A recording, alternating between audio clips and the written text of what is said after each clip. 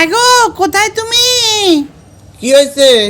বলছি কি, একটু গুগল সার্চ করে দেখো না, গঙ্গা আর পদ্মার মধ্যে মিল কোথায়। ছেলে একটু আগে জিজ্ঞাসা করছিল, আমি বললাম একটু পরে বলছি। ওয়ার লাগিয়া গুগল সার্চ করন লাগবে না, ও আমি খুব ভালো করে জানি। দুজনেই ভূপেন হাজারিকার মা, এই হিসাবে ওরা দুজন সতীন। ও তো সেইটা মানজিরে ফাজলামি আর জায়গা পাও না না? ওলার পড়াশোনা নিয়ে ফাজলামি মারো তুমি আমার লাগে? হ্যাঁ, পাইছো কি তুমি? আমি কোথায় মারলাম? ভূপেন হাজারিকা তো নিজেই কইয়া গেছে গান গাইতে গাইতে, গঙ্গা আমার মা, পদ্মা আমার মা।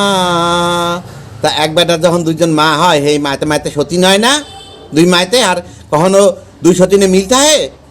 দুজনের মধ্যে সারাদিন ঝগড়া, আর সেই লেগে তো আবারও গাইছে, আমার দুই চোখে দুই জলের ধারা, মেঘনা যমুনা।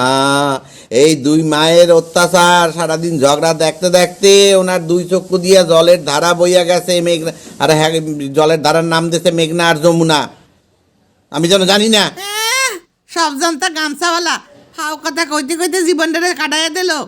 পোলার পড়াশোনা নিয়েও ফাইজলামি মারতে শুরু করছে, শয়তান কথা কার। খাও কথা কোথায় কইছি? তুমি ইউটিউব সার্চ করে দেখো, ভূপেন হাজারিকা কই গাইয়া গেছে, নিজের মুহে কইয়া গেছে, গঙ্গা আমার মা, পদ্মা আমার মা। তা এক বেটার দুই মা হইলে পরে হেরা সতীন হয় না? সতীনে সতীনে কখনো মিল থাকে? গঙ্গা পদ্মার মিল থাকবে কি কইরা?